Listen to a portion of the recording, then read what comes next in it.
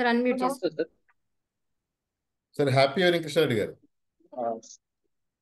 Happy evening sir. నమస్తే sir. బాగున్నారా? బాగున్నాను చాలా సార్. బాగున్నారు, నాకు అనిపిస్తుంది. Thank you so much. మీకు థ్యాంక్ తెలుగు యూ, చదవడం థ్యాంక్ యూ సో వస్తుంది? మచ్. Thank Telugu you. చదవడం వస్తుందా మీకు? అయ్యో చక్కగా సార్. గ్రేట్. ఆ బొమ్మను చూస్తూ ఇది చదవండి. అది వన్ సార్, చూస్తూ 1 సెకండ్. చదవండి. అది చూస్తూ ఇది చదవాలి.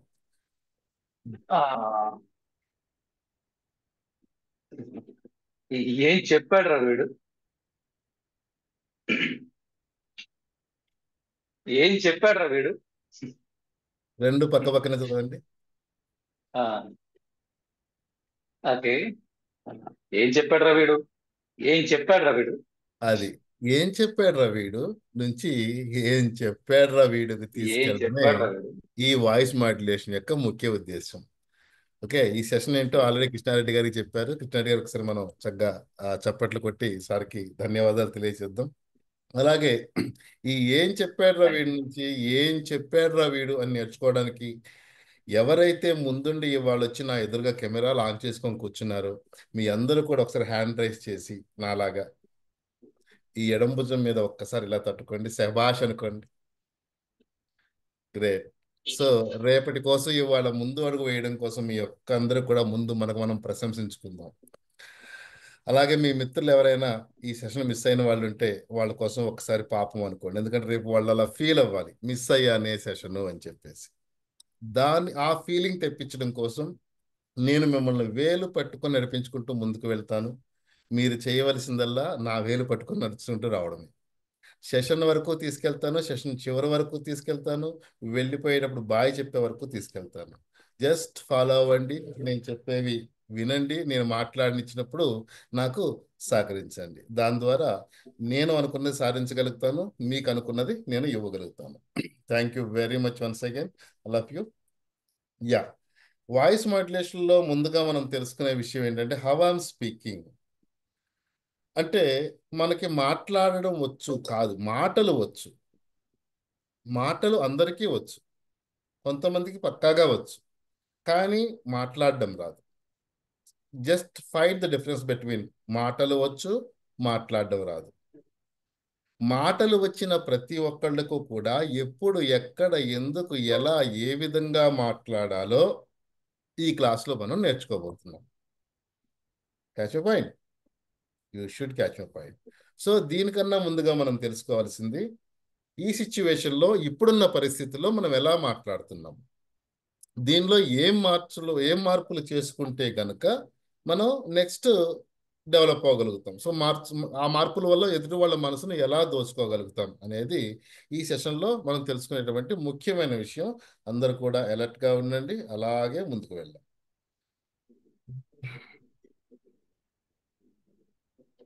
పల్లా సైదుల్ గారికి అడ్మిట్ ఆప్షన్ ఇవ్వండి. Happy evening. Happy evening sir. Telugu చదవడం వస్తుందా మీకు? Yes sir. Great sir. ఇది చదవండి సార్. ఆవిడ ఏడుస్తూ కూర్చున్న భర్తకు కాఫీ ఇచ్చింది. ఒక్క వర్డ్లో ఆన్సర్ చెప్పండి, ఎవరు ఏడుస్తున్నారు? భర్త. Very good. మహిళా దినోత్సవం రోజున మంచి కానుక మహిళా మనులందరికీ ఇచ్చారు, భర్తను ఏడిపించారు. Thank you so much sir. మీరు ఒక్కసారి మ్యూట్లో ఉండిపోండి. శాంత కుమారి గారిని లైన్లో తీసుకుంటారు.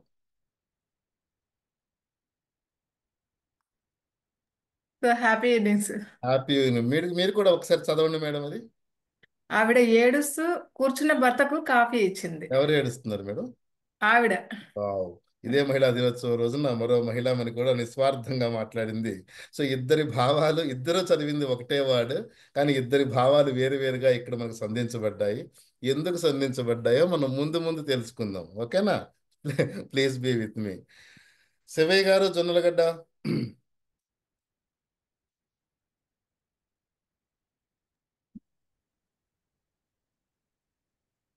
Happy evening sir. Happy evening sir. మీకు కూడా వస్తుంది కదా తెలుగు చదవడం? రావచ్చు సార్. Great sir. ఇది చదవండి. బెల్లము తీపి లేదు, వాడు బీదకు ధనంబు గలదు, ఊరిలో నల్లని కాకి లేదు, హరి నమ్మిన వారికి కీడు కీడు రాఘవా. కీడు రాఘవ. బెల్లము తీపి లేదు. ఎక్సలెంట్. కడుబీదకు ధనంబు గలదు. ఎక్స్ట్రాడినరీ. ఊరిలో నల్లని కాకి లేదు. అద్భుతం. హరి నమ్మిన వాడికి కీడు రాఘవ. దేవుణ్ణి నమ్ముకుంటే ఇదైపోతావురా అని చెప్పేసి కవి చెప్తున్నాడు. ఎందుకు అలా చెప్పాడో దీన్ని మనసులో ఉంచుకోండి, చూద్దాం. ఓకేనా సార్ చంద్రగడ్డ గారు? అలాగే సార్. దీన్ని ఒక చోట పొందిక చేసి పక్కన పెట్టుకోండి. Okay, thank you so much. నాతోనే ఉండండి మీరు, ఇలాగే ముందుకు వెళ్దాం మనం. యా, ఇవన్నీ తెలుసుకునే ముందుగా మనం ఎదుటివాళ్ళు మాట్లాడేది మన మాట వినాలన్నా మన మాట పాటించాలన్నా, ఫర్ ఎగ్జాంపుల్ అందరూ మాట్లాడతారు, కొంతమందే మాటలే మనం వింటాం. అందరూ మాట్లాడతారు, కొంతమంది మాటలే మనం అర్థం చేసుకుంటాం. అందరూ మాట్లాడతారు, కానీ కొంతమంది మాటలు మాత్రమే తీసుకొని వాటిని పాటించడం మొదలు పెడతాం. ఈ కొంతమంది కొంతమంది కొంతమంది అని మనం ఒక కేటగిరీని బయటికి తీస్తున్నాం. ఈ అందరిలో ఈ కొంతమంది ఎలా బయటకు వచ్చారు అంటే, వాళ్ళ వాయిస్లో మాడ్యులేషన్ చేసుకున్నారు. వాళ్ళ వాయిస్లో ఎప్పుడైతే మాడ్యులేషన్ చేసుకున్నారో, నీ వాయిస్లో ఎప్పుడైతే నీకు మాడ్యులేషన్ వస్తుందో నీ మాట మంత్రం అవుతుంది. ఎప్పుడైతే నీ మాట మంత్రం అవుతుందో నువ్వు చెప్పేది వేదం అవుతుంది. ఎప్పుడైతే నువ్వు చెప్పేది వేదం అవుతుందో నువ్వు చేసేది శాసనం అవుతుంది. పాయింట్. నీ మాట మంత్రం అవ్వాలన్నా, నీవు చెప్పేది వేదం అవ్వాలన్నా, నువ్వు చేసేది శాసనం అవ్వాలన్నా సరే ముందుగా జరగాల్సింది నీ వాయిస్లో మాడ్యులేషన్. అది ఎలా, ఎప్పుడు, ఎందుకు, ఏ విధంగా అనేది తెలుసుకునే ప్రయత్నం చేద్దాం. Thank you very much my dear friends. ఇలాగే ఉండండి, ఇలాగే ముందుకు వెళ్దాం. ఫర్ ఎగ్జాంపుల్ మనం చిన్న ఎగ్జాంపుల్స్ ద్వారా మనం ముందుకు వెళ్ళినట్లయితే, ఇక్కడ ఉన్నటువంటి 60-70 మంది పార్టిసిపెంట్స్లో కొంతమంది హిందువులు ఉండే ఉంటారు. ఈ హిందువులు ఏంటి అంటే వారానికి ఒకసారో నెలకు ఒకసారో పుట్టినరోజుకో లేదా కొంతమంది ప్రతిరోజునో గుడికి వెళ్ళే ప్రయత్నం చేస్తారు. ఆ గుడికి వెళ్ళినటువంటి ఈ వ్యక్తులు అక్కడ ఉన్నటువంటి పూజారికి ఒక పువ్వో ఫలమో ఇచ్చి, అయ్యా నా పేరు మీద అర్చన చేయండి అని చెప్పేసి అంటాడు. అప్పుడు అక్కడున్న అయ్యగారు అవి తీసుకొని శివరం శుభే శుభనే భక్తమాన్యస్య ఆజ్య భ్రమణ దేవర్దేశ్వేత వరాకల్పే వైవస్వతమన్వంతరే కలిగే వ్రతోపాదేశం భూద్వీపే భరతవర్షే భరతఖండే మే రోర్ దక్షిణ దిగ్భాగే. ఈ విధంగా తనకి తెలియని భాషలో కొన్ని మంత్రాలు చదివి కాసిన అక్షింతలు అలా మొహం మీద వేసి ఇంత శతకోపం పెట్టి ఒక పండు చేతిలో పెట్టగానే ఈయన నోట్లోంచి ఒక 100 రూపాయల కాగితం తీసి దాంట్లో వేస్తాడు. ఫైనల్గా ఇక్కడ సంతోషంగా బయటికి వెళ్ళేది ఎవరు అంటే వచ్చిన భక్తులు. ఈ రోజు నేను గుడికి ఎందుకు వచ్చానంటే ఒక విషయం పెద్ద ఆయనకి చెప్పడానికి వచ్చాను, చెప్పేశాను, నా కోరిక నెరవేరింది. ఈ ఫీలింగ్తో అలా గడప దాటి వెనక్కి వెళ్తాడు. ఈ ఒక చాప్టర్ని అలా తీసి పక్కన పెట్టండి జాగ్రత్తగా. ఇదొక కథ. ఈ కథని ఒక మూల బుర్రలో పక్కన పెడదాం. ఇంకొక కథకి వెళ్తే కనుక మనం, ఈ హిందువు ప్రతిరోజు గుడికి వెళ్తాడు లేదో నాకు తెలియదు, కానీ ప్రతి ఆదివారం ప్రతి క్రిస్టియను బైబిల్ పెట్టుకొని చర్చికి వెళ్ళే ప్రయత్నం అయితే చేస్తాడు. వెళ్ళినటువంటి అతను ఆ శిలువధారి ముందు మోకరిల్లి 2 చేతులు జోడించి, పరలోకమందున్న ప్రభువా పితాపుత్ర పవిత్రాత్మ నామమున ఆమేన్, నీ యొక్క పరిశుద్ధ రక్తంతో ఈ పాపిని కాచి కాపాడు తండ్రి అంటూ కన్నీటి పర్యంతమవుతూ తన బాధలన్నీ చెప్పుకొని బయటకు వచ్చేటప్పుడు ఒకంత సాంత్వనకు లోనయ్యి, అమ్మయ్యా ఈ రోజు నేను చర్చికి వచ్చిన ప్రతిఫలం దక్కింది అనే ఫీలింగ్లో బయటకు వచ్చేస్తాడు. ఇది కూడా ఒక పక్కన పెట్టేసేయండి. ఇంకొక కథకి వెళ్దాం. వీళ్ళిద్దరూ గుడికి చర్చికి వెళ్తారో లేదో కానీ రంజాన్ మాసం స్టార్ట్ అయింది. రోజుకు 5 నుంచి 6 సార్లు మనకు ఆజాన్ వినిపిస్తూ ఉంటుంది మసీదులోంచి. అల్లాహు అక్బర్ అల్లాహ్ అక్బర్ అంటే నిరాకారి అయినటువంటి ఓ దేవ, నీ ముందు మోకరిల్లి కూర్చున్నాను అని చెప్పేసి తనకు తెలిసినటువంటి భాషలో ఆసనాలు వేస్తూ ఈ ముస్లిం వ్యక్తి తన బాధను వ్యక్తం చేసి మరలా తిరిగి గుడి నుంచి బయటకు వస్తాడు. ఇక్కడ మనం 3 సందర్భాలు చూసాం. ఇక్కడ 3 సందర్భాల్లో గుడికో బడికో చర్చికో మసీదుకో వెళ్ళింది ఒక్కడే. అతన్నే మనం భక్తుడు అంటున్నాం. ఈ 3 సందర్భాల్లో వేడుకున్నది ఒక్కడనే, అతన్నే మనం దేవుడు అంటున్నాం. ఈ 3 సందర్భాల్లో వీళ్ళు కోరింది కూడా ఒక్కటే, దాన్ని కోరిక అంటున్నాం. అయితే మరి 3 సందర్భాల్లో ఒకడే మనిషి ఒకటే దేవుడికి ఒకటే కోరిక కోరుకునే సందర్భాల్లో ఈ 3 రకాల పద్ధతులేంటి, 3 రకాల భాషలేంటి, 3 రకాల హావభావాలేంటి అనేది చూస్తే గుడికి, చర్చికి, మసీదుకు వెళ్ళే ప్రతి మానవుడికి తెలుసు తను చెప్పేది భగవంతుడికి వినిపించాలంటే, భగవంతుడి వరకు చేరాలంటే, భగవంతుడి చెవిని చేరాలంటే ఏ విధంగా చెప్పాలి అని. అరే, కంటికి కనిపించిన భగవంతుడికి చెప్పడానికే నువ్వు ఇన్ని రకాల పద్ధతులు వాడుతున్నావే. నీ ఎదురుగా కూర్చున్న వాళ్ళు జ్ఞానవంతులు, ఆలోచనా శక్తి ఉన్నవాళ్ళు, మళ్ళీ ఎదురుగా ప్రశ్నించు నీకు వేయగలిగిన వాళ్ళు నీ ఎదురుగా ఉన్నప్పుడు నువ్వు ఏ పద్ధతిని ఉపయోగించి ఎలా మాట్లాడి ఏ విధంగా వాళ్ళని సంశయించాలో నీకు తెలియద్దా? తెలియాలి కదా. దాన్నే మనం వాయిస్ మాడ్యులేషన్ అంటున్నాం. తెలుసుకుందామా? తెలుసుకుందాం. చెప్పాను కదా, దానికోసం నడిపించుకుంటూ వెళ్తూనే ఉండాలి. మీరు నా వెంట నడుస్తూనే ఉండాలి.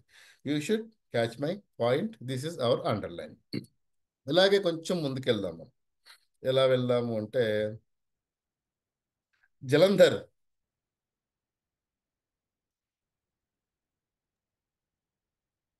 సార్. జలంధర్ గారు నమస్తే. నమస్తే సార్. మీకు తెలుగు చదవడం వస్తుంది కదా? వచ్చు సార్. ఇవి చదవండి సార్. సార్, వంకాయలు, బీరకాయలు, పచ్చిమిరపకాయలు, టమాటాలు, ఉల్లిపాయలు, ఆకుకూరలు, తాజా కూరగాయలు. ఇవన్నీ ఏంటి సార్? మనం వంట చేసుకుని తినే వస్తువులు. వంట చేసుకుని తినే వస్తువులు దీంట్లో ఉన్నాయి. ఓకేనా? సో మీరు అలాగే అన్నిట్లోనే ఉండండి, మ్యూట్ చేసుకోకండి. పద్మజారాణి గారు.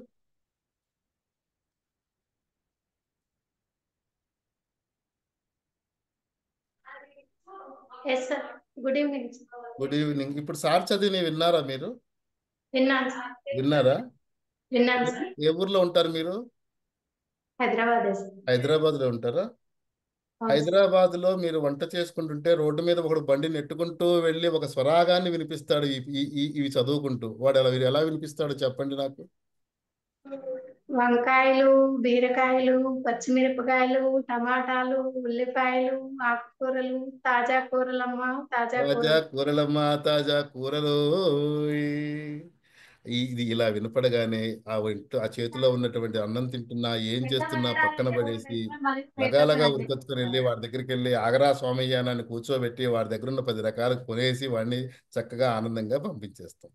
అదే జలంధర్ గారు మాట్లాడినట్టుగా ఆ కూరగాయల వాడు వచ్చి మీ గేటు దగ్గర బెల్లు కొట్టి పద్మజారాణి గారు నమస్కారం, నా దగ్గర వంకాయలు, బీరకాయలు, మిరపకాయలు, టమాటాలు ఉన్నాయంటే మీరు కొంటారా?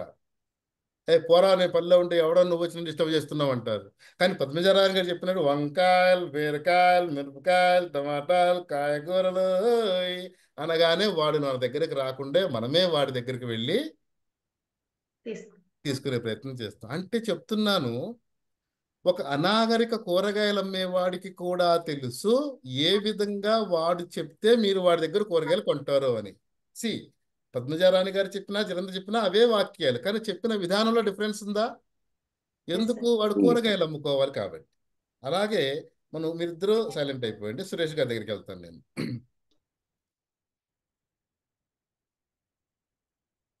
సురేష్ గారు, G544P సురేష్. సార్, ఎప్పుడన్నా ట్రైన్ ఎక్కారా? ఎక్కలేదు సార్. ట్రైనే ఎక్కలేదు అసలు మీరు? ఎక్కలేదు సార్. అయితే మీకు నాకు మాటలు లేవు. స్వాతి గారి దగ్గరికి G210 స్వాతి గారు. స్వాతి గారు, మీరు ట్రైన్ ఎక్కారా? మీరు మోగబోయారు. మీ మాట నాకు వినిపించట్లేదు మేడం. హెడ్సెట్ తీయండి.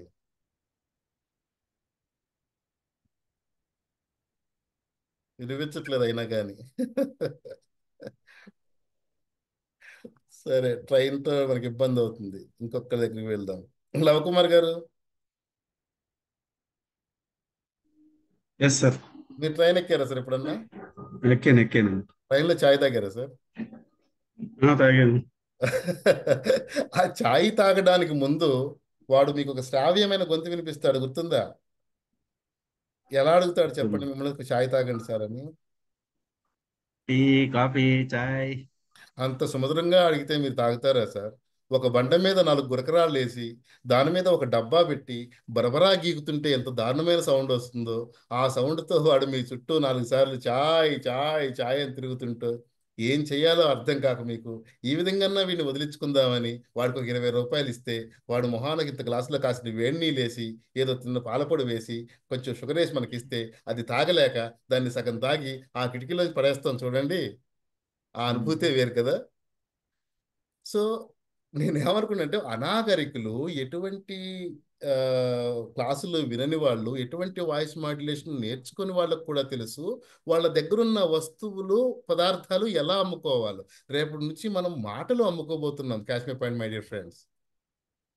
సో మనం ఏ స్లాంగ్ ఉపయోగించాలి, ఏ విధంగా అవతల వాళ్ళని ఆకట్టుకోవాలి అనే దాని మీద మనం కంటిన్యూ చేసుకుంటూ ముందుకు వెళ్దాం. వీళ్ళందరూ కూడా ఎటువంటి క్లాసులు వినని వాళ్ళు, సమాజంలో ఏం చేయాలో నేర్చుకున్నవాళ్ళు. కానీ ఇప్పుడు మనం ప్రొఫెషనల్స్ ద్వారా నేర్చుకుంటున్నాం ఏం చేయాలి, ఎలా చేయాలి, ఎలా మాట్లాడాలి అని. ఓకే, ఇలాగే కంటిన్యూ అవ్వండి, మనం ఇంకొంచెం ముందుకు వెళ్దాం.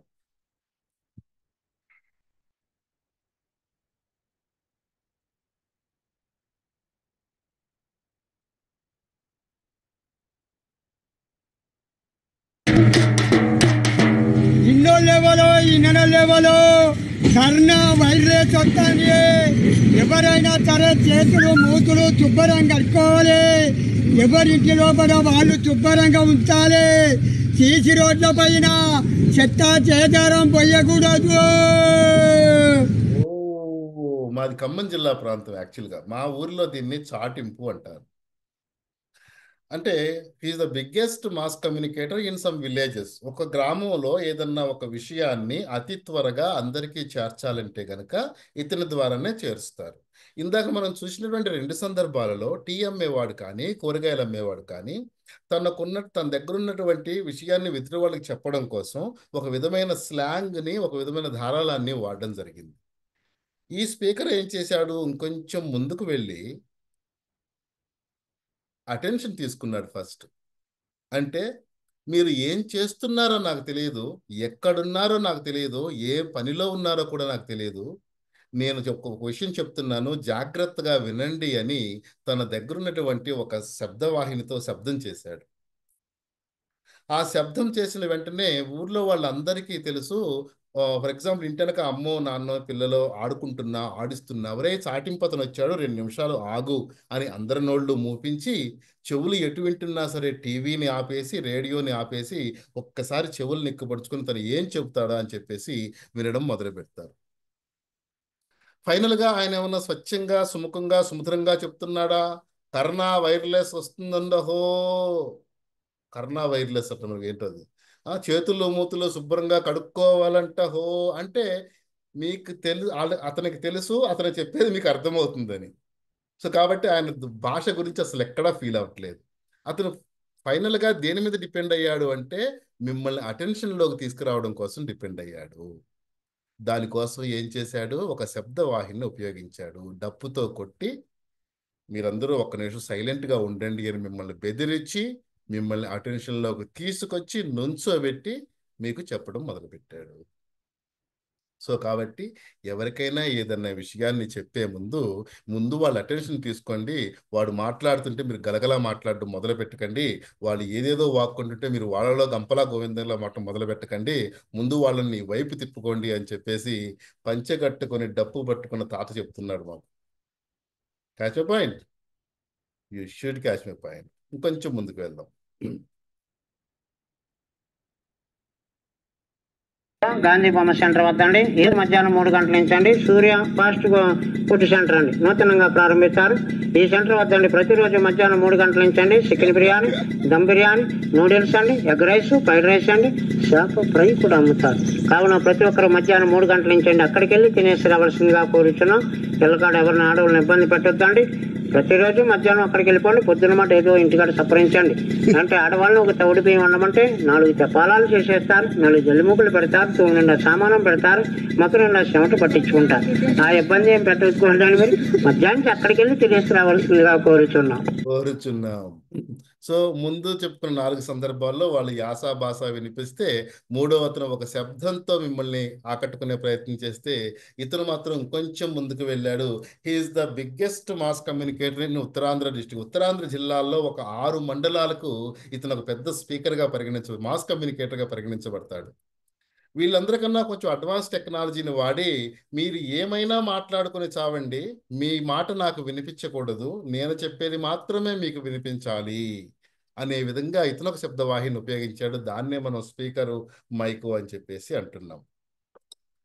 దీని ద్వారా ఏం చేశాడు, వాళ్ళకన్నా ఎప్పుడైతే అవతలవాడి సౌండ్ కన్నా మన సౌండ్ ఎక్కువ ఉంటుందో మనం చెప్పేది అవతలవాడి చెవిలోకి చేరుతుంది. లేదంటే నేను చెప్పింది విన్నావా అని 3 సార్లు అడగవలసి వస్తుంది. మళ్ళీ దానికి కూడా ఏం యాడ్ చేశాడు, తన యొక్క ప్రాంతంలో ఉన్నటువంటి భాషని యాసని ఉపయోగించి చమత్కరిస్తూ ఇటు మీ జేబులు ఖాళీ అవుతున్నాయని మీరు ఫీల్ అవ్వకుండా, వాళ్ళని కష్టపెడుతున్నారు అని చెప్పేసి మిమ్మల్ని హెచ్చరిస్తూ, అలా మీరు కనుక ఇంట్లో వంట చేయమంటే 10 గిన్నెలు తోమమంటారు, 10 భోజనాలు చేస్తారు, దానివల్ల వింబార్ అయిపోతుంది, బొచ్చులన్నీ ఖాళీ అవుతాయని చెప్పేసి మీకు కథ చెప్తూ, అలాగే ఆవిడ సుఖ హ్యాపీ అవుతుందని చెప్పేసి, అంటే తనకున్నటువంటి జిజ్ఞాసలో, తనకున్నటువంటి యాస భాషలో, తనకున్నటువంటి కొన్ని సౌదాలను వాడి మీకు చెప్పే ప్రయత్నం చేశాడు. 4 సందర్భాలు కేవలం యాస భాషను ఉపయోగించి, తర్వాత 2వ సందర్భంలో మిమ్మల్ని అటెన్షన్ తీసుకొని, ఈ 4వ సందర్భంలో మాత్రం మీ వాయిస్ని రైజ్ అయ్యే విధంగా, మీ మాట మాత్రమే వాళ్ళు ఉపయోగించుకునే విధంగా వీళ్ళు కొన్ని పరికరాలు వాడి చెప్పడం జరిగింది. అంటే వీళ్ళందరూ కూడా అనాగరిక సమాజంలో అనాగరికంగా జీవించిన వాళ్ళే. వీళ్ళకే ఇన్ని చతురతలు, ఇంత చాణక్య నీతిలో ఉన్నప్పుడు ఒక విద్యా ప్రదర్శన కోసం మనకెన్ని చతురతలు ఉండాలి, మనం ఎంత ప్రదర్శించుకోవాలి అనేది మనం ఇంకా ముందు తెలుసుకునే ప్రయత్నం చేద్దాం. Catch my point, you should catch my point. Yeah, దీనిలో భాగంగా మనం ముందుకెళ్తూ తెలుసుకోవాల్సిన విషయం అంటే వాయిస్ ఓవర్, అంటే మన గొంతు. మన గొంతు గురించి మాట్లాడే సందర్భంలో ప్రముఖుల గొంతుల గురించి కూడా మనం మాట్లాడుకుని ఉందాం.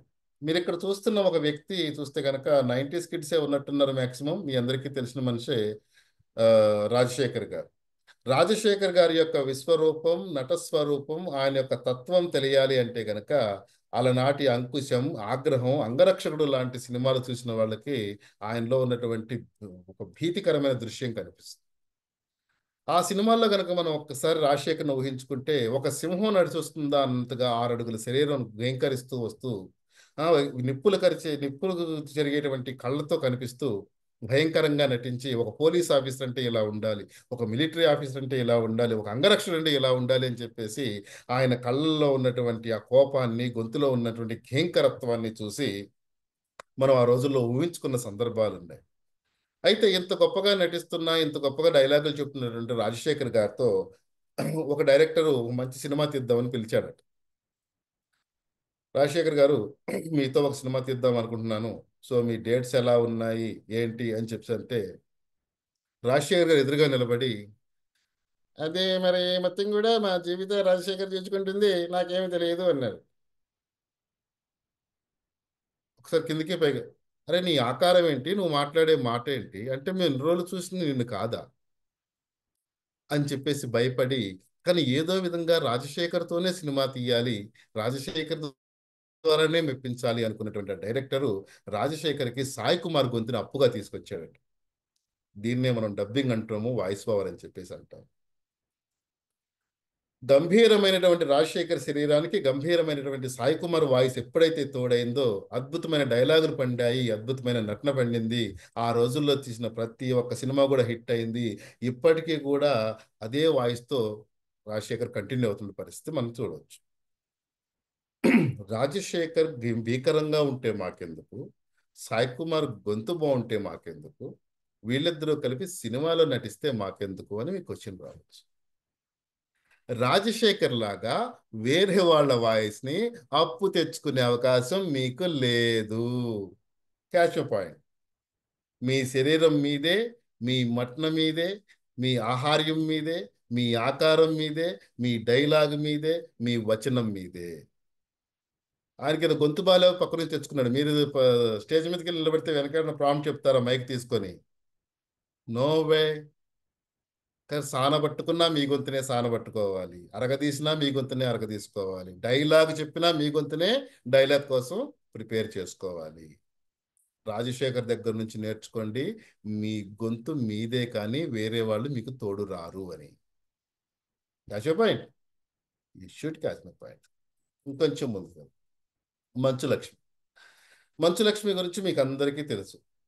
మంచు లక్ష్మి గారికి కనుక ఒక డైలాగ్ ఇచ్చి చెప్పమంటే ముందుగా వాటిని ఆ డైలాగులన్నీ ఇవ్వండి అని చెప్పేసి ఒక దోషిట్లో పోసుకొని వాటిని అన్నింటినీ కూడా ఒక టవల్లో మూటగట్టి ఆ బండకేసి ఒక 10 సార్లు కొట్టి అటు ఇటు పిండి ఆ తర్వాత దండం మీద వేలాడేస్తే ఏ విధంగా వంకరలు తిరిగిపోతాయో ఆ విధంగా బయటకు వస్తాయి మంచు లక్ష్మి గారు డైలాగ్ చెప్పేయడం. ఏ ఒక్క అక్షరం కూడా స్ట్రైట్గా రాదు కదా, తిరుక్కుంటూ తిరుక్కుంటూ డొల్లుకుంటూ పండుకుంటూ లేచుకుంటూ వస్తుంది. Round round round round round ఏ విషయం రౌండ్ రౌండ్ వాడదా రౌండ్ అంటూ వస్తుంది. అదే మంచు లక్ష్మి నిజ జీవితంలో, సాధారణ జీవితంలో, ఒంటరి జీవితంలో, ఫ్యామిలీ జీవితంలో కూడా ఇలాగే మాట్లాడుతుందా? ఎప్పుడున్న మంచు లక్ష్మి కామన్గా మాట్లాడడం చూసారా? ఎవరు చూడలేదు. అదేంటి మరి ఇంట్లో అమ్మా నాన్నతో పని మనిషితో కూడా ఇట్లా రౌండ్ రౌండ్గా మాట్లాడుతుంటే వాళ్ళు ఎలా యాక్సెప్ట్ చేస్తారు దాన్ని? అంటే మంచు లక్ష్మి సాధారణంగా ఇంట్లో ఉన్న వాళ్ళతో మీలాగా నాలాగా లతాగారిలాగా భువనేశ్వర్ లాగానే మాట్లాడుతుంది. కానీ ఎప్పుడైతే మైక్ ఎదురుగా పెట్టారో, ఎప్పుడైతే ఒక కెమెరా తీసుకొచ్చి ఆవిడ ముందు పెట్టారో అప్పుడు ఆవిడ అక్షరాలు మెలికలు తిరగడం మొదలు పెడతాయి. ఎందుకు అంటే she is maintaining a unique voice that is only Manchu Lakshmi voice. మంచు లక్ష్మిని చూస్తే గొంతు గుర్తుకు రావాలి, గొంతు వింటే మంచు లక్ష్మి గుర్తుకు రావాలి. సో లక్ష్మి గారి దగ్గర నుంచి మనం ఏమి నేర్చుకోవాలి? మన వాయిస్ మనదే అయి ఉండాలి, ఎక్కడి నుంచి అప్పు తెచ్చుకున్నదై ఉండకూడదు, అది యూనిక్గా ఉండాలి. ఈ సభలో మీ మాట ఒకలా వింటే గనక వచ్చే సభలో కూడా మీ మాట అలాగనే ఉండాలి. మీరు ఎక్కడన్నా మాట్లాడుతున్నట్టు చిన్న సౌండ్ వినిపించినా కానీ ఎస్ ఇది ఉమాశంకర్ గారు మాట్లాడుతున్నారని మనసుకు తట్టాలి. మనసుకు తట్టాలి. మురళీ గారు ఎదురుగా కనిపించగానే అరే మురళీ గారు గంభీరంగా మాట్లాడతారు, ఎలా మాట్లాడతారో తెలుసా అని చెప్పేసి మనసులో ఒక ఆలోచన రావాలి. You should maintain your unique voice అని చెప్పేసి మంచు లక్ష్మి గారి దగ్గర మనం నేర్చుకోవాలి. Catch my point, you should catch my point. ఇంకొంచెం ముందుకెళ్ళి బాలయ్య బాబు, అతిరథ మహారథుడు మన బాలయ్య బాబు. డైలాగ్ చెప్పడంలో కానీ, విశ్వరూపంలో కానీ, నటనలో కానీ ఏ విషయాన్నైనా తీసుకోండి అత్యద్భుతంగా పండించగలిగిన మహాయోధుడు. ఎటువంటి డైలాగ్ అన్నా ఇచ్చేయండి, ధారాళంగా 10 నిమిషాలు చెప్పేమన్నా చెప్పేస్తాడు.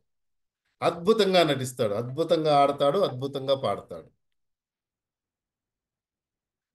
మరి అన్ని క్వాలిటీస్ ఉన్నాయి కదా సార్ బాలయ్యలో, ఇంకెందుకు మాకు ఆయన గురించి చెప్తున్నారు? బాలయ్య బాబు అంత బాగా నటిస్తే, అంత బాగా డైలాగ్ చెప్తే మాకెందుకు? మేమంతా అది కాక మేము జన్మతః చిరంజీవి ఫ్యాన్స్, మీరు అంతలా పొగుడుతుంటే మేము వినలేకపోతున్నాం అనేవాళ్ళు చాలామంది దీంట్లో ఉంటారు, ఫీల్ అవుతూ ఉంటారు కూడా. నచ్చనివాడు. నచ్చడం నచ్చకపోవడం సమస్య కాదు ఇక్కడ. ఎస్ హీస్ గుడ్ ఫెల్లో, బాగా మాట్లాడగలడు, బాగా డైలాగ్ చెప్పగలడు, బాగా యాక్ట్ చేయగలడు. కానీ ఇంత భారీగా డైలాగ్ చెప్పి ఇంత చక్కగా నటించగలిగేటువంటి బాలయ్య బాబుకి అన్ఎక్స్పెక్టెడ్గా వెళ్ళి మైక్ చేతిలో పెడితే నాన్నగారు అంటాడు. అరే ఇదేంటి మన బాలయ్యనా ఇట్లా మాట్లాడుతున్నది అని చాలా మందికి సంకోచం, ఎన్నిసార్లు సంకోచం అవుతుంది, మన బాలయ్యనా దబిడి దిబిడి అంటున్నాడు అనిపిస్తుంది. ఎందుకు అలా అంటున్నాడు? చక్కగా డైలాగ్ చెప్తాడు కదా సినిమాలో, ఎంత పెద్ద డైలాగ్ చెప్తాడు కదా. అంటే బాలయ్య బాబు ఈ స్క్రిప్టెడ్. అయ్యా బాలయ్య మీకు ఒక డైలాగ్ ఇస్తున్నాము అని ఒక పేపర్ మీద రాసిస్తే దానికి అర్ధగంట ప్రిపేర్ అయితే కానీ చెప్పలేడు బాలయ్య బాబు. Catch point. కానీ రేపటి నుంచి మీ పరిస్థితి అది కాదు మిత్రులారా, అలా ఉండదు. ఎందుకు ఉండదు అంటే ఫర్ ఎగ్జాంపుల్ దగ్గరలో శ్రీరామనవమి ఏదో ఉత్సవం అవుతుంది, శ్రీరామ దగ్గరలో అదే ఉంది 6వ తారీఖు. శ్రీరామనవమి ఉత్సవాలు రాబోతున్నాయి, ఉత్సవాలు నడుస్తున్నాయి. స్టేజ్ మీద ఎవరో పెద్దవాళ్ళు వచ్చారు, వాళ్ళకి సెలవులు కప్పుతున్నారు. అనుకోకుండా స్టేజ్ మీద ఉన్నటువంటి మనుషుల్లో ఒక ఆయనకి మన రాజేంద్ర గారు తెలుసు, 31 రాజేంద్ర గారు. ఆయన ఇంకొక విషయం ఆయనకి ఏం తెలుసు అంటే రాజేంద్ర గారు ఈ మధ్యనే TWS అయిందని కూడా తెలుసు ఆయనకి. ఏం చేస్తాడు, ఇక్కడే మన విద్యావంతుడు ఇంపాక్టియన్ రాజేంద్ర గారు ఉన్నారు, ఒక్క 2 నిమిషాలు వచ్చి మాట్లాడిపోండి సార్ అని చెప్పేసి అంటాడు. అమ్మా ప్రిపేర్ అవ్వలేదు, ఏం చేయాలి, ఆడికి పోయి ఏం మాట్లాడాలి, ఏ సబ్జెక్ట్ మాట్లాడాలి అనే ఆలోచన 1% కూడా రాకూడదు. ఎందుకు అంటే you should be always scripted. ప్రతి స్క్రిప్ట్ మీ దగ్గర ఉండాలి. యాజ్ ఏ ఇంపాక్టియన్, as a speaker, as a train, పచ్చిమిరపకాయ పచ్చడి ఎలా తయారు చెయ్యాలి అనే దగ్గర నుంచి రాకెట్లో వాడే ఇంధనంలో ఏమేమి కెమికల్స్ వాడతారు వరకు మీ దగ్గర స్క్రిప్ట్ రెడీగా ఉండాలి. You should not be a scripted person అని చెప్పేసి మనం బాలయ్య బాబు దగ్గర నేర్చుకోవాలి. ప్రతిదీ ఏ విషయమైనా అడగండి. ఇప్పుడు మీరు ఎదురుగా ఉన్నారు, మీకు క్వశ్చన్ అండ్ ఆన్సర్స్ అవకాశంలో ఇస్తాను. మీరు దేని మీదైనా నన్ను ప్రశ్న అడగండి, నేను సమాధానం చెప్తాను. That is my confident. You should have that much of confident. అదే శ్రీరామనవమి సందర్భంలో మీరు స్క్రిప్ట్ రెడీగా మీ దగ్గర ఉన్నట్లయితే, ఆల్రెడీ మీకు ఒక నమ్మకం ఉన్నట్లయితే, అలాగే స్టేజ్ మీద వెళ్ళిపోతారు. ఎంతటి శుభదినం ఇది! రాముల వారు సీతాదేవి వారి కళ్యాణ మహోత్సవం జరుగుతుంది. ఈ భూలో ఎన్నడూ జరిగిన మహోత్సవం ఇది. ఇప్పటికీ కూడా భద్రాచలంలో పెళ్ళైన కొద్దిసేపటికి పైనుంచి కొన్ని వర్షపు చినుకులు పడతాయట. దాన్ని దేవతలందరూ కూడా ముత్యాల తంబరాలు పోస్తున్నట్టుగా ఫీల్ అవ్వాలంట మనం అని చెప్పేసి మొదలుపెట్టి చెప్పామనుకోండి, వావ్ ఇదేదో కొత్త సబ్జెక్ట్ లాగా ఉంది, బాగుంది, వినదగినగా ఉంది అన్న ఫీలింగ్ వచ్చేస్తుంది కదా. సో చెప్పాను కదా, పచ్చిమిరపకాయ పచ్చడి ఎలా తయారు చేయాలో దగ్గర నుంచి రాకెట్లో వాడే ఇంధనం వరకు ఏమి నింపాలో వరకు మీ దగ్గర స్క్రిప్ట్ రెడీగా ఉండాలి. Catch my point. You should catch my point. ఈ ముగ్గురు దగ్గర మనం నేర్చుకోవాల్సింది, రాజశేఖర్ లాగా మనం వేరే వాళ్ళ గొంతుని అప్పు తెచ్చుకోలేమని, మంచులక్ష్మి లాగా మనకు ఒక యూనిక్ వాయిస్ ఉండాలని, బాలయ్య బాబు లాగా స్క్రిప్ట్ ఇస్తేనే మేము మాట్లాడతాము అని కాదు, ఎనీవేర్ ఎనీ టైం ఒక మంచి స్క్రిప్ట్తో రెడీగా ఉండాలి అని చెప్పేసి తెలుసుకోవాలి. Catch my point. You should catch my point. ఇంకొంచెం ముందుకెళ్దాం. భువనేశ్వరి గారు.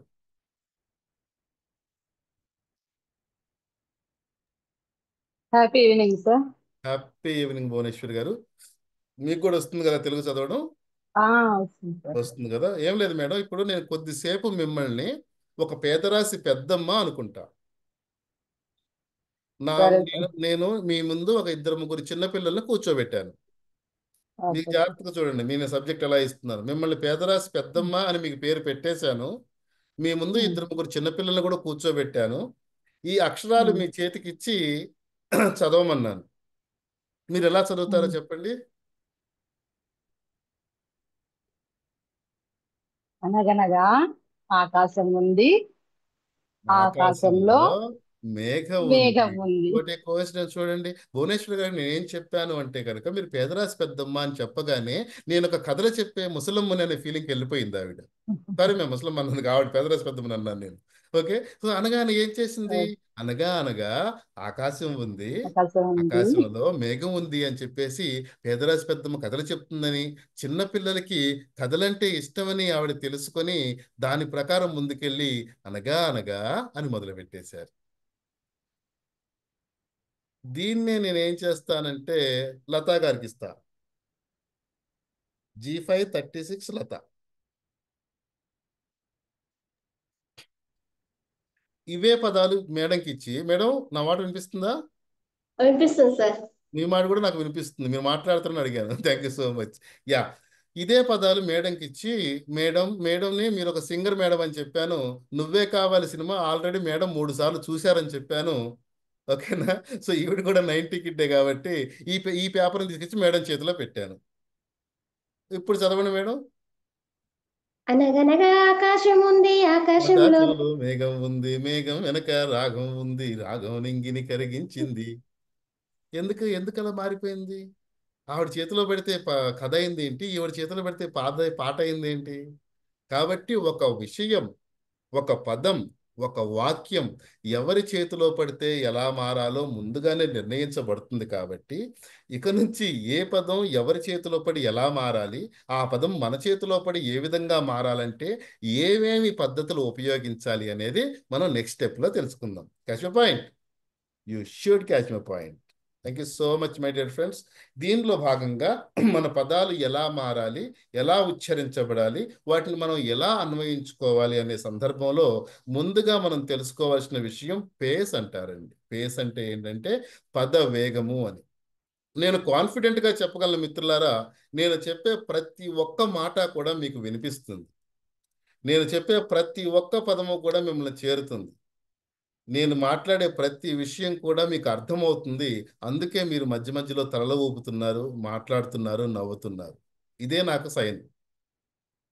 అంటే దీని అర్థం ఏమిటి అంటే నా పదవేగం ఎంత ఉంది అంటే నేను నిమిషానికి 110 నుంచి 120, 100 నుంచి 120 పదాలు రిలీజ్ చేస్తున్నాను నా గొంతులోంచి. Catch my point.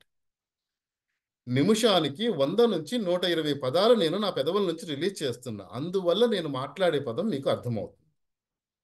దీనికన్నా ఎక్కువ వదిలితేనేమో స్పీడ్ అవుతుంది, దీనికన్నా తక్కువ వదిలితేనేమో ల్యాగ్ అవుతుంది. రావండి వచ్చాను నేను. ఇప్పుడు ఒక విషయం చెప్పాను నేను, మీకు ఎవరికైనా అర్థమైందా? అర్థం కాదు. ఏం చెప్పాను? రాము వాళ్ళ ఇంటికి వెళ్ళి భోంచేసి వచ్చానని చెప్పాను. కానీ ఎలా చెప్పాను అంటే 220 స్పీడ్లో చెప్పాను. Catch point.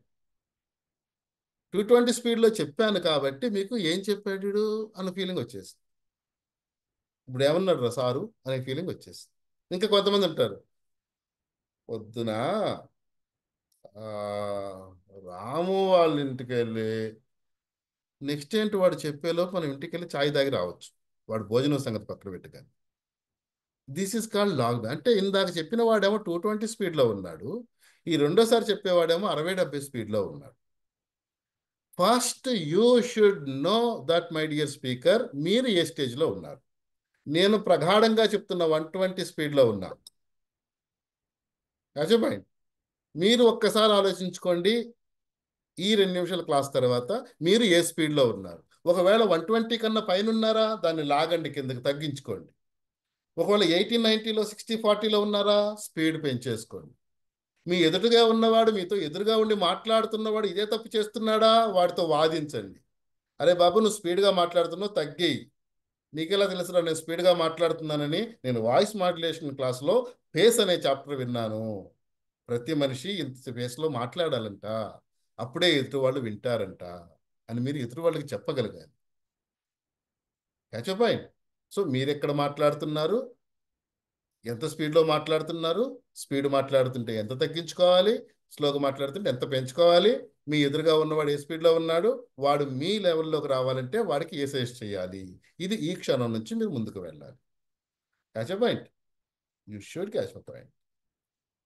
Next pitch. Pace తర్వాత మనం నెక్స్ట్ వాడేది పిచ్.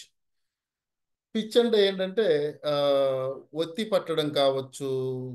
ఒక పిచ్ని ఫర్ ఎగ్జాంపుల్ మీ ఎదురుగా ఇద్దరే ఉన్నారు అనుకోండి, మీ ఎదురుగా ఇద్దరే ఉన్నారు, వాళ్ళతో మీరు మాట్లాడుతున్నారు. మొన్నటి చెప్తున్నాను అని పెద్దగా అది ఎందుకు అరుస్తున్నావురా అంటాడు వాడు. Catch point. నీ ఎదురుగా ఇద్దరే ఉన్నప్పుడు నువ్వు మాట్లాడాల్సిన సందర్భం ఏంటి? అవును చెప్పండి, నిన్న మొన్నటి నుంచి జరుగుతుంది కదా అంటే భావోద్వేగ సందర్భంలో వచ్చేటువంటి ఉద్వేగం వేరు. సాధారణ సమయంలో మాట్లాడుతున్నప్పుడు నీ పిచ్ నువ్వు ఎంత, ఫర్ ఎగ్జాంపుల్ దీంట్లో టీచర్స్ కనుక ఉంటే వాళ్ళకి అర్థమవుతుంది. స్కూల్ టీచర్స్ కనుక ఉంటే 6వ తరగతిలో 10 మంది పిల్లలు ఉంటే, 7వ తరగతిలో 30 మంది ఉంటే, 10వ తరగతిలో 40 మంది పిల్లలు ఉన్నారనుకుందాం. ఈ 3 సందర్భాల్లో 3 క్లాసుల్లో వాళ్ళు ఒకే విధమైన వేగాన్ని, పిచ్ని ఉంచరు వాళ్ళు.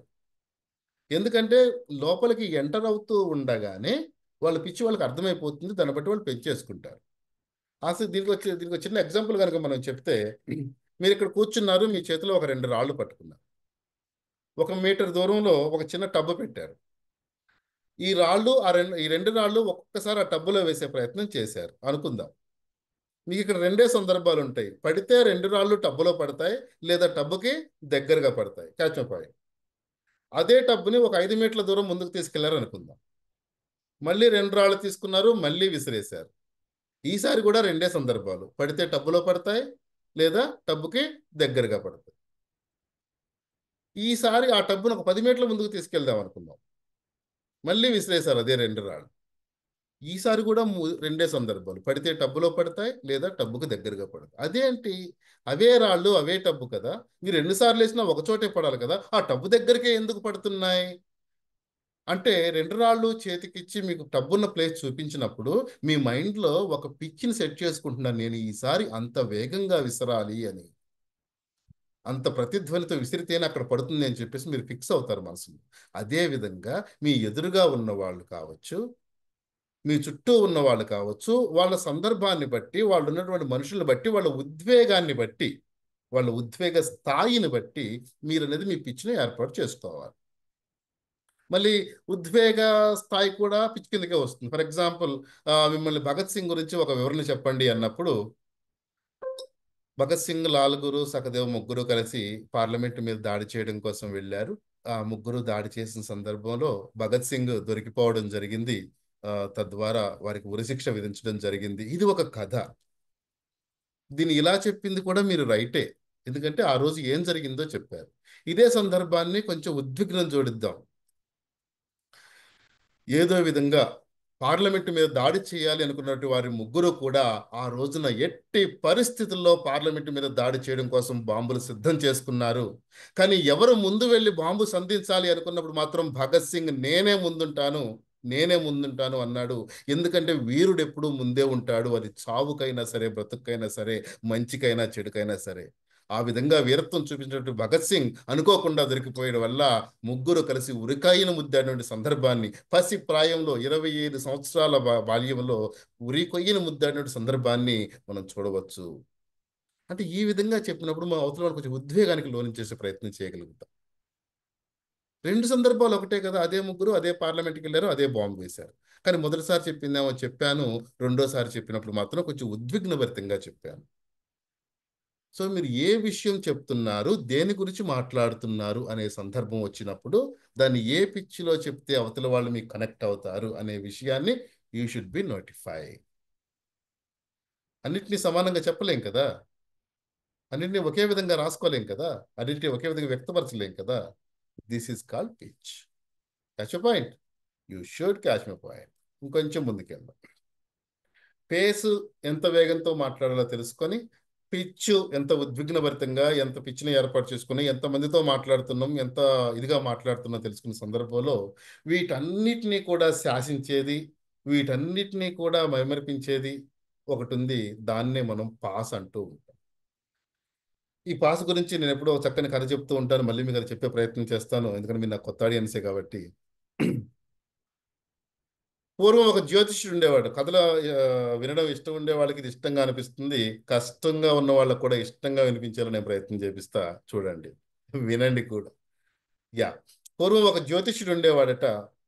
ఆ జ్యోతిష్యుడికి ఉన్నటువంటి మహాబలమైన విషయం ఏమిటంటే, ఏదైనా విషయం గురించి మీరు వ్యక్తపరిచినప్పుడు, ఈ విషయం గురించి మీరు నాకు రెండు నిమిషాలు చెప్పండి అన్నప్పుడు, భూత భవిష్యత్ వర్తమాన కాలాల్లో ఆ విషయం గురించి అనర్గళంగా చెప్పగలిగినటువంటి ఒక భావస్వేచ్ఛ తనకు శక్తి ఉండేదట. అంటే ఏ విషయం మీదైనా సరే, స్వామి ఇంకో ఈ విషయం మీద మీరు చెప్పండి, దీనికి ముందేం జరిగింది, తర్వాత ఏం జరిగింది అని అడిగితే దేనికైనా సమాధానం చెప్తూ ప్రపంచ దేశాలన్నింటిలో కూడా గెలిచి వస్తున్నాడట ఆ జ్యోతిష్యుడు. ఈసారి రాక వాడి కర్మగాలి మన తెలుగు రాష్ట్రాలకు వచ్చాడు. అని మనవాడు తెలియగల వాళ్ళు ఆయనకు తెలియదు కదా, వచ్చేసి యథావిధిగా ఆ రాజుగారికి కబురు పంపాడు. ఈ విధంగా నేను ఇలా ఛాలెంజ్ చేస్తున్నాను, నన్ను పరీక్షించుకోవచ్చు అని చెప్పేసి ఛాలెంజ్ చేస్తున్నాను. ఒకవేళ నేను ఓడిపోయినట్లయితే మీ రాజుగారికి మోకరిల్లు వెళ్ళిపోతాను, ఒకవేళ నేను గెలిచినట్లయితే మీ రాజ్యంలో నాకు అర్ధభాగం ఇవ్వవలసి ఉంటుంది అని చెప్పేసి ఛాలెంజ్ విసురుతాడట. అది తెలుసుకున్నటువంటి మంత్రి గారు ఈ విషయాన్ని రాజుగారికి చెప్తాడట. రాజుగారు చెప్తాడట, సరే రమ్మను, పరీక్షిద్దాం, దాందేముంది, విషయ పరిజ్ఞానం తెలుసుకోవడమే కదా, దానిలో మనకు పోయే నష్టమేమీ లేదు కదా అని చెప్పేసి అంటాడట. అనుకున్నదే తదువుగా సభను ఏర్పాటు చేస్తారు. మంత్రి గారు పిలిపిస్తాడు. సభా సముద్రంలో సమావేశమై ఉంటారు. చక్కగా అందరూ కూర్చుని ఉంటారు. సామంతరాజులు, రాజ్యాభిషేకులు అందరూ కూడా ఎదురుగానే కూర్చుని ఉంటారు. ఆ సందర్భంలో జ్యోతిష్య పితామహుడు అక్కడ ఉంచున్నాడు. ఇటు పక్క రాజుగారు ఉన్నారు, పక్కన మంత్రి గారు ఉన్నారు. జ్యోతిష్య పితామహ చెప్పండి, మీరు ఏమి చేయగలరు అని రాజుగారు అడిగినప్పుడు, రాజుగారు, మహారాజా, ఈ ప్రపంచంలో ఏ విషయం గురించైనా నన్ను అడగండి, దాని భూత భవిష్యత్ వర్తమాన కాలాలు నేను చెప్పగలుగుతాను. ఒకవేళ చెప్పలేని సందర్భంలో నేను మీకు మోకరిల్లు వెళ్ళిపోతాను, చెప్తే గనక నన్ను ధన సత్కారాలతో సత్కరించండి అని చెప్పేసి అంటాడు. నువ్వు ఎక్కడా ఓడిపోలేదు అంటున్నావు కాబట్టి ఛాలెంజ్ని కొంచెం ప్రస్ఫుటం చేద్దాం. మనం ఏం చేద్దామంటే, ఒకవేళ ఈ పరీక్షలో నువ్వు ఓడిపోయినట్లయితే నీ శిరస్సు నేను ఖండిస్తాను. ఒకవేళ గెలిచినట్లయితే నా అర్ధరాజ్యం కాదు, పూర్తి రాజ్యాన్ని నీకు ఇచ్చేస్తాను, ఓకేనా అని చెప్పేసి అంటాడు. అంటే నేనే అన్ని చోట్ల గెలిచి వస్తున్నాను, అట్లాంటిది నాకే ఛాలెంజ్ విసురుతున్నాడు, రాజ్యాన్ని కూడా తెంచడానికి సిద్ధమవుతున్నాడు రాజు, యువతుల పక్కేమో నా ప్రాణాలు ఫలంగా పెట్టమంటున్నాడు అని చెప్పేసి 2 నిమిషాలు ఆలోచించినటువంటి జ్యోతిష్యుడు తన మీద తనకున్న నమ్మకంతో సరే రాజా అని చెప్పేసి అంటాడట. సభాసదికులందరూ కూడా ఉత్కంఠగా చూస్తూ ఉంటారు. ఆ సందర్భంలో మహారాజు ఇలా 2 దెబ్బలు కొడతాడట. అరే చూసింటారు కదా పాత సినిమాలు, రాజుగారి సభ నిండు సభలో 2 సార్లు ఇలా కొడితే దాని అర్థం ఏంటి? 2 బట్టలు పరిగెత్తుకొని వస్తారు. కామన్ థింగ్ కదా అది. అలాగే 2 వచ్చారట. భటులారా, మన ఉద్యానవనంలో ఉన్నటువంటి రామచిలుకను తీసుకొని రండి అంటాడట. వెళ్ళారు, చక్కగా 2 జోడీలో ఒక రామచిలుకను తీసుకొచ్చారు. ఆ రామచిలుకని ఇలా రాజుగారి చేతితో పట్టుకొని ఉన్నాడు. జ్యోతిష్య పితామహ, చెప్పండి, నా చేతిలో ఇప్పుడు మా ఉద్యానవనంలో కొన్ని సంవత్సరాలుగా పెరుగుతున్నటువంటి రామచిలుక ఉన్నది. ఇది మరో 2 ఘడియల్లో చస్తుందా బ్రతుకుతుందా అంటాడట. Simple question is simple, answer కూడా సింపుల్గానే ఉండాలి. దాన్ని బట్టి ఎవరు బతుకుతారో ఎవరు చస్తారో తెలిసిపోదు. ఏముంది, చస్తుంది అంటేనేమో వదిలిపెడతాడు, బ్రతుకుతుంది అంటేనేమో పేక పిసికేస్తాడు. ఏం చేయాలో అర్థం కాకుండా ఆలోచిస్తున్నటువంటి జ్యోతిష్య పితామహుడికి 2 నిమిషాలు ఆలోచించి ఇలా అన్నాడట. మహారాజా, ఈ ప్రపంచంలో ఉన్నటువంటి ఎన్ని జీవరాశులు అయితే ఉన్నాయో అన్ని జీవరాశులకి కూడా ఆ బ్రహ్మదేవుడు దాని యొక్క నుదుటి రాత వాటి యొక్క తల మీద రాస్తాడు స్వామి. వాటి భూత భవిష్యత్ వర్తమాన కాలాలు ఏం జరగాలో ఎలా జరగాలో వాటి యొక్క హెడ్ తల మీద రాసి ఉంటుంది. కానీ ఈ ప్రపంచంలో ఒకే ఒక్క జీవి తలరాత మాత్రం మీ అరచేతిలో రాశాడు స్వామి అంటాడట. ఆన్సర్ వచ్చేసింది. దీన్నే నొప్పింపక తానవ్వక అంటాం. ఇక్కడ ఎవరు ఓడిపోయారు తెలియదు, ఎవరు గెలిచారు తెలియదు. ఎక్కడ అయిపోయింది ప్రశ్న? మిడిల్లో ఉండిపోయింది. అంటే ఎవరిని గెలిపించాలో ఎవరిని ఓడిపించాలో, ఎవరిని చావాలో ఎవరు బతకాలో అక్కడ రాజశా గారి చేతిలో ఉన్నట్టు ఈ కథ నేను మీకు ఎందుకు చెప్పానంటే, కొంచెం ముందు వెనక్కి వెళ్దాం, మళ్ళీ మనం దీని గురించి చెప్పాను. ఎవరిని ఏడిపించాలో ఎవరిని ఏడిపించకూడదు కదా మీ చేతుల్లోనే ఉంది అని చెప్పడం కోసం దాన్ని తీసుకెళ్ళాను. అంటే ఒక పాస్కి ఒక బ్రేక్కి ఉన్నటువంటి ప్రాముఖ్యత గురించి చెప్తున్నాను నేను. ఎవరిని తీసుకుందాం? సుమిత్ర గారు నమస్కారం.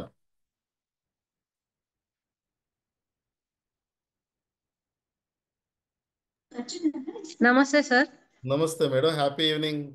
Thank you sir. తెలుగు చదవడం వస్తుంది కదా మీకు? సార్ తెలుగు చదవడం వస్తుంది కదా? ఆవిడ పక్కన కామా పెట్టి మిగతా చదవండి. ఆవిడ ఏడుస్తూ కూర్చున్న భర్తకు కాఫీ ఇచ్చింది. యాజ్ యూజువల్ గా ఆవిడ పక్కన ఎప్పుడైతే మనం గ్యాప్ ఇచ్చామో భర్త ఏడ్చేశాడు.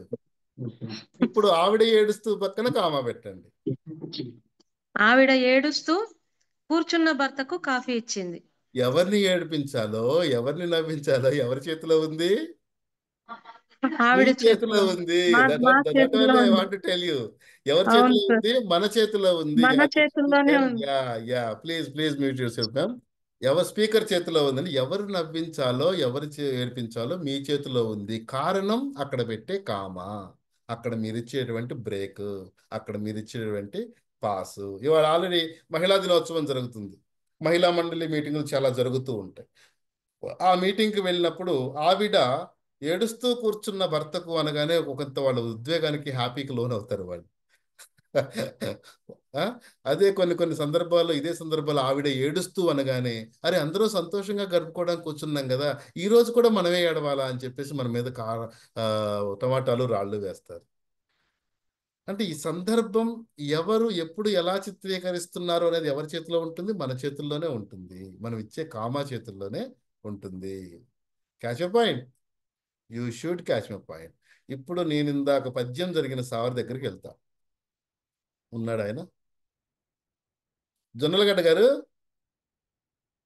మళ్ళీ మీరు అన్మ్యూట్ చేసుకోండి. సార్ నమస్తే సార్. చేసుకున్నారా? సార్ ఇప్పుడు కిందది చదవండి పద్యం. బెల్లము తీపి లేదు, కడు బీదకు ధనంబు కలదు. ఊరిలో తప్పు చదువుతున్నారు. బెల్లము తీపి ఆపేసేయండి. ఓకే, బెల్లము తీపి. ఓకే, ఇది వాస్తవం కదా. ఇందాక మీరు ఏమన్నారు? బెల్లము తీపి లేదు అన్నారు. ఇప్పుడు ఏమంటున్నారు? బెల్లము తీపి అంటున్నారు. లేదు కడుబీదకు ధనంబు. కడుబీద దగ్గర డబ్బులు ఉండవు కదా. లేదు కడు బీదకు ధనంబు గలదు ఊరిలో నల్లని కాకి. లేదు నమ్మిన వారికి కీడు రాఘవా. 30 నిమిషాల క్రితం చెప్పిన పద్యం, జొన్నలగడ్డ గారు చెప్పిన పద్యం, ఆ 30 నిమిషాల తర్వాత తప్పు అనుకున్నది ఒప్పు అయిపోయింది. 30 నిమిషాల క్రితం ఆవిడ ఏడుస్తుంది అనుకున్నది 30 నిమిషాల తర్వాత ఆయన ఏడుస్తున్నట్టుగా ఫీలింగ్ వచ్చింది. వీటన్నిటికీ కారణాలు ఏమిటయ్యా అంటే మనం ఇచ్చేటువంటి పాస్, మనం ఇచ్చేటువంటి కామా, మనం ఇచ్చేటువంటి బ్రేక్. కాబట్టి మన ప్రసంగంలో అత్యంత ప్రాధాన్యత సంతరించుకున్నది పాస్. సంగీత గారు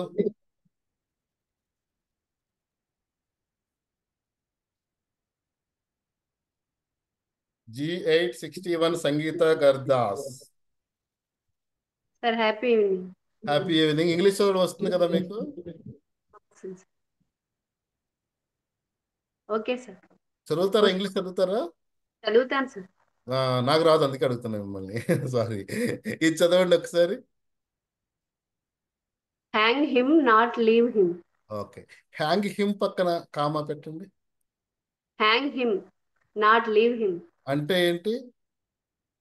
ఉరి తీయండి, తీయండి, వదలొద్దు వాడిని. హ్యాంగ్ హిమ్ నాట్ పక్కన కామా పెట్టండి. Hang him not leave him. ఉరి తీయొద్దు, వదిలిపెట్టండి వాడిని.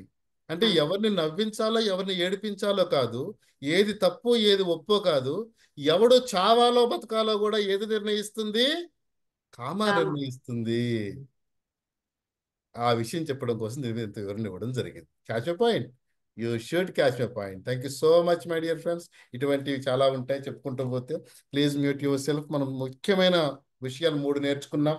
Face, pitch, pause. ఎంత వేగంతో మాట్లాడుతున్నాం, ఎంత పిచ్తో మాట్లాడుతున్నాం, ఎక్కడెక్కడ బ్రేక్స్ ఇస్తున్నాం. ఈ 3టిని ఉపయోగించి, ఈ 3టి ద్వారా మనం మెరుగుపరుచుకోవలసిన అంశం, మనం ఉపయోగించుకోవలసిన అంశం టోన్, గొంతు. గొంతు అంటే ఏముంది సార్? ఉన్నాయా 2 గొంతులు కదా. ఒకటి ఆడగొంతు, 2 మగ గొంతు. ఉన్నాయా 2 గొంతులు కదా. గొంతులో ఏ మార్పులు చేసుకోగలుగుతాం అంటే, మీరు అనుకున్నట్లు ఉన్నవి 2 గొంతులు కాదు మిత్రమా, చాలా గొంతులు. వాటిని నేను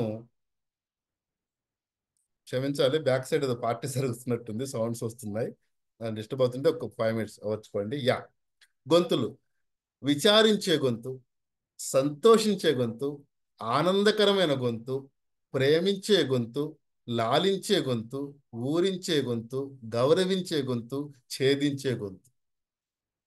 మీరు అనుకున్న గొంతులు కావివి, ఆడగొంతులో మగ్గొంతులో కావు. అంటే ఏంటి సార్, ఇన్ని గొంతులు ఉంటాయా అంటే ఉంటాయి. దీన్నే మనం నో యువర్ ఆడియన్స్ అంటున్నాం. Catch my point and note down this word, know your audience. KNOW, know your audience. అంటే నువ్వు ఏదైనా సందర్భానికి మీటింగ్ కానీ ట్రైనింగ్ కానీ వెళ్తున్నప్పుడు అక్కడ ఎవరున్నారో తెలుసుకో. ఎవరున్నారో అంటే చదువుకున్న వాళ్ళు ఉన్నారా, చదువుకోని వాళ్ళు ఉన్నారా, పిల్లలున్నారా, పెద్దలున్నారా, ముసలమ్మలున్నారా, చిన్నపిల్లలున్నారా, నడివయస్కులున్నారా, బాధలో ఉన్న వాళ్ళు ఉన్నారా, సంతోషంలో ఉన్న వాళ్ళు ఉన్నారా, ఈ విషయాన్ని తెలుసుకోవాలి. అప్పుడు ఏమవుద్ది, నువ్వు ముందుగానే ఆడకెళ్ళి నువ్వు ఎటువంటి గొంతును ప్రదర్శించాలో తెలిసిపోతుంది. ఫర్ ఎగ్జాంపుల్ ఇక్కడ చూడండి, బాపు గారిది సంస్మరణ సభ జరుగుతుంది. జమున గారు మాట్లాడుతున్నారు. జమున గారికి ముందే ఒకవేళ ఇది సంస్మరణ సభ అని తెలియదు అనుకోండి,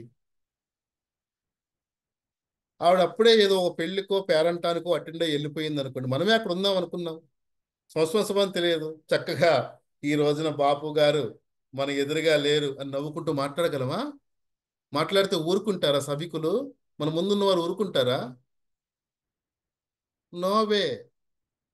దాన్ని అంటున్నావు నో యువర్ ఆడియన్స్. నువ్వు ఎక్కడికి వెళ్తున్నావో తెలుసుకో. సో ఎప్పుడైతే నువ్వు అక్కడ ఒక మనిషి చనిపోయాడు వాళ్ళని ఓదార్చడానికి వెళ్తున్నామని తెలుస్తుందో, నీ గొంతులో లేనిపోని బాధనంతా రంగరించుకొని ఇతను మన ఫ్యామిలీలోనే ఒక సభ్యుడేమో అనే ఉద్దేశంతో ఒక బాధని దిగమింకొని గొంతులో ఆర్ద్రతని నింపుకొని ఈ రోజున బాపు గారు మన ముందు లేకపోవడం అని చెప్పేసి ఆటోమేటిక్గా మన గొంతు మారిపోతుంది. అది ఎలా సాధ్యమైంది అంటే మన ఆడియన్స్ ఎవరో తెలుసుకున్నాం. మనం అక్కడ ఏం మాట్లాడాలో ముందుగానే ఎలా మాట్లాడాలో సిద్ధమైపోయాం. ఇదే కొన్ని సందర్భాలు ఎలా ఉంటే కొన్ని బర్త్డే పార్టీలో అవి ఇవి ఉంటాయి. అప్పుడే మీరు ఏదో సంస్మరణ సభలు అటెండ్ అయ్యి వచ్చారు. వీళ్ళకి పుట్టక 10 సంవత్సరాల తర్వాత అమ్మాయి పుట్టింది, మొదటిసారి బారసాల చేస్తున్నారు లేదా బర్త్డే పార్టీ చేసుకున్నారు. అదే బాధను మోసుకొచ్చి ఇక్కడ ఉంచొచ్చా? ఉంచకూడదు. అక్కడ మర్చిపోవాలి. అదే బాధతో వచ్చి ఈ రోజున వీళ్ళకి పాప జన్మించింది అంటే ఒరే పుట్టక పుట్టిందిరా పాప మాకు, ఏమో నువ్వెప్పుడు వచ్చిన ఎడ దొరికేవరా మాకు ఈ సంత అని చెప్పేసి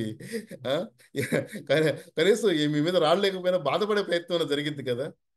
సో తెలుసుకున్నప్పుడు ఏమవుతుంది? మీలో లేనిపోని సంతోషం, లేనిపోని చిరునవ్వు, లేనిపోని ఆనందం వచ్చి ఆహా ఎన్ని సంవత్సరాలు వేచి చేసినా సరే భగవంతుడు చూసారా వీళ్ళకి ఎంత న్యాయం చేశాడో, పండంటి బిడ్డనిచ్చారు చూడండి ఎంత ముద్దుగా ఉంది పాప అంటే ఆ పాప మనకే పుట్టిందేమో, మన ఇంట్లోనే పుట్టిందేమో అన్నంత హ్యాపీనెస్ మన కళ్ళల్లో నిండిపోతుంది. ఆ హ్యాపీనెస్ నింపుకొని మాట్లాడు అంటే నో యువర్ ఆడియన్స్ అనేది మనం తెలుసుకుంటే నువ్వు వెళ్ళే సందర్భాన్ని బట్టి నీ గొంతుని మార్చుకోవచ్చు. అంటే ఇది సామాన్యంగా ప్రతి ఇంట్లో గొంతులు మారుస్తూనే ఉంటారు. మీకు తెలుసు అంటే క్యాజువల్గా మీరు చూస్తూ ఉంటే కనుక ఫోన్ మాట్లాడుతూ ఉంటాడు ఒక బ్రదర్, నేనే అనుకుందాం. నాకెవరో ఫోన్ చేశారు, ఫోన్లో ఎలా మాట్లాడుతుంటాను, చెప్పమ్మా తిన్నావా, అన్నం భోజనం అయిందా, ఈలోపు మామిడి కాల్ చేస్తుంది ఏమండి అని, వస్తున్నావు ఉండరోజు అవరైపోతున్నావా అంటే వితిన్ ద 2 seconds మనం 2 గొంతులు ఉపయోగించాం. ఎందుకంటే నాకు ఇటు పక్కన ఉన్నది ప్రేమించే గొంతు, ఇటు పక్కన ఉన్నది శాసించే గొంతు. దీన్ని ఎలా అరికట్టాలి? ప్రేమతోనే. దీన్ని ఎలా అరికట్టాలి? శాసనంతోనే. Cash point. సో సరళీకృత జీవనంలో మన దైనందిన జీవితంలో మనం ఇటువంటివి ప్రదర్శిస్తూనే ఉంటాం.